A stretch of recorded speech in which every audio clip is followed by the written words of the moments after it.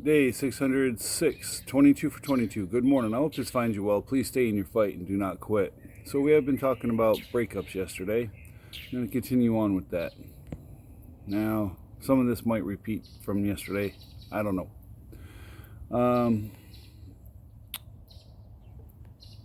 We're in a relationship and you want it to work. You like the person that you got into it with. It wasn't just, let's get together. There was a connection.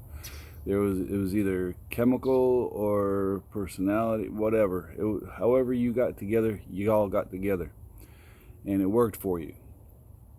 And then it didn't. And if you are not the one that initiated the breakup or the issues that are occurring in the relationship, or even if you did actually, if it comes right down to it, but you did it.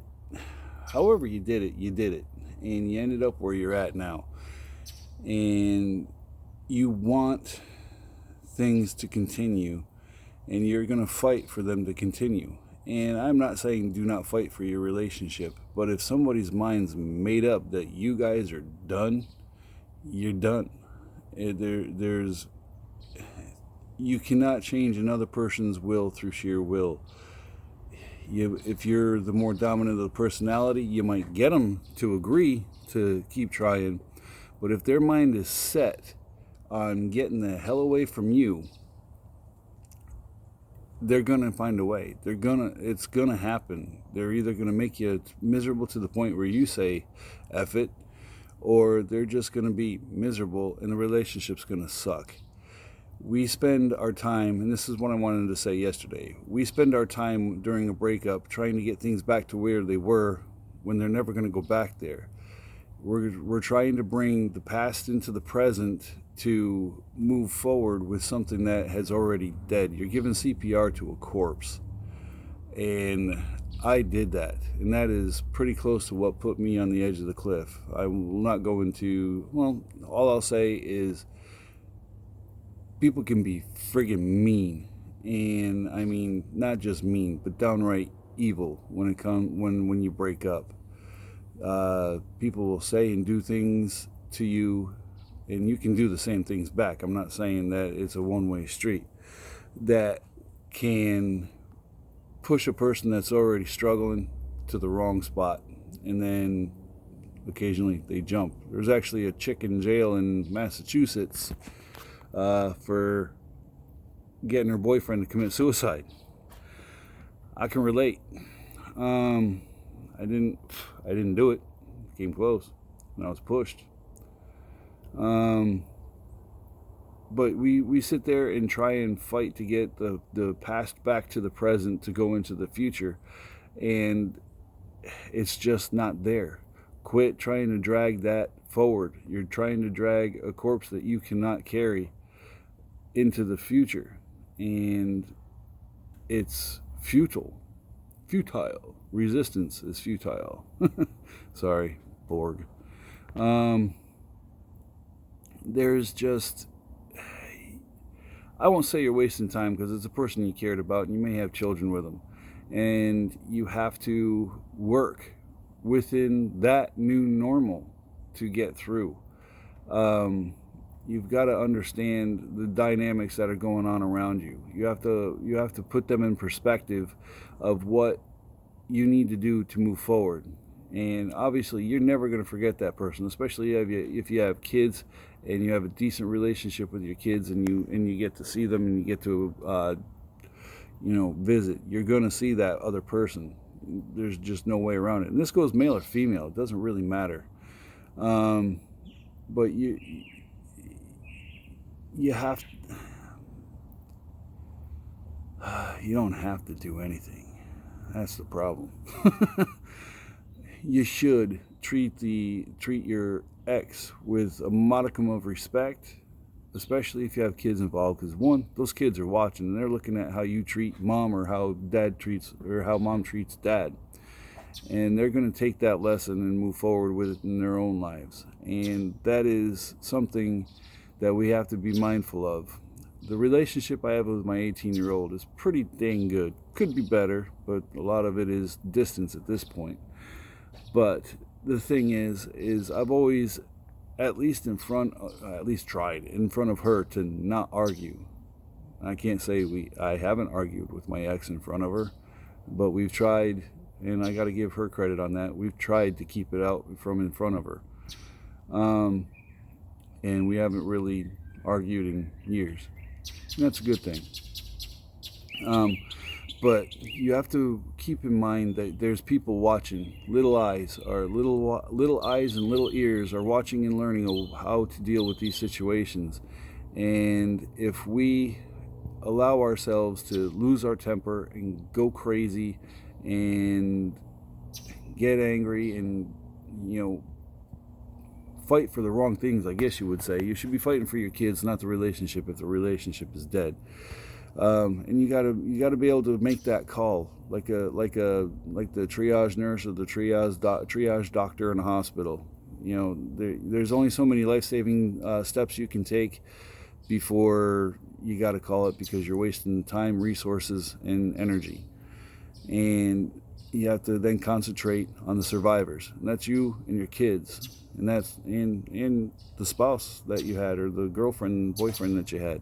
You got to concentrate on moving forward and putting back together your life. That way you can live it and show your kids how to do it. It's not easy. It was a long road for me, and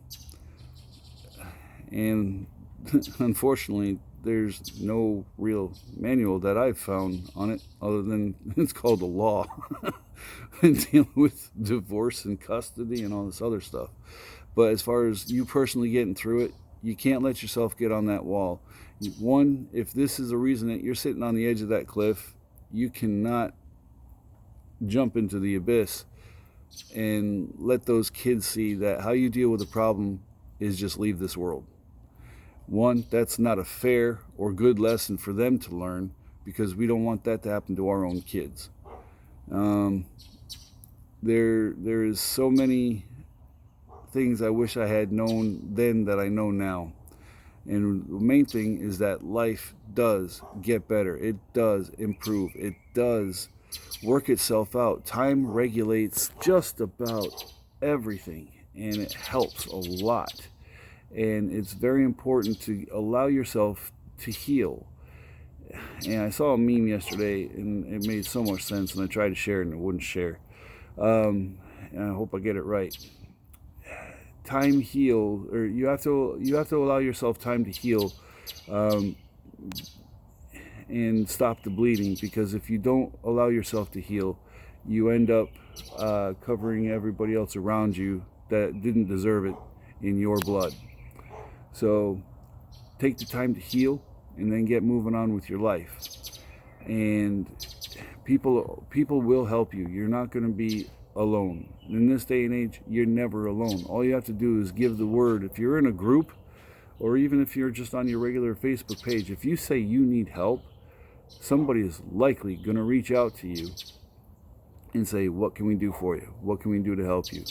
So don't think you're alone. You might feel it, but you got to do that reach out and see what you can get going for yourself. I promise you, you're not as alone as you think you are. All right, so I might do another little bit tomorrow on this. We'll listen to this and see what I missed, and we'll go from there.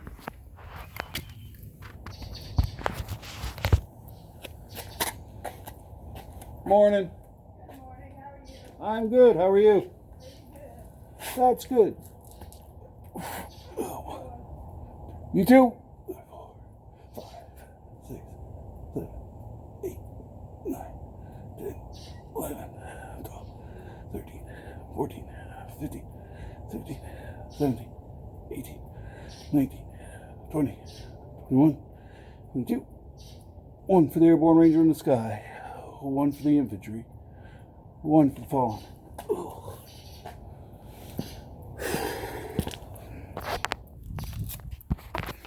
Alright, so I have my YouTube channel, that_push-up_guy tough. Like, subscribe, comment, hit the notification bell. Video posted usually every day, at least when I do it.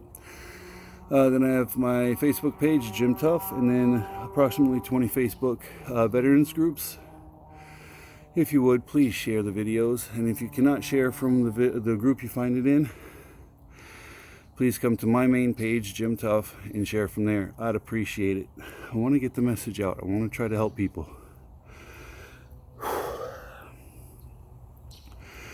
The bottom line is, if you need help, seek help. Get it from friends, family, professionals. There's absolutely no shame, and it is not weakness to seek help to make sure that you stay here on this plane.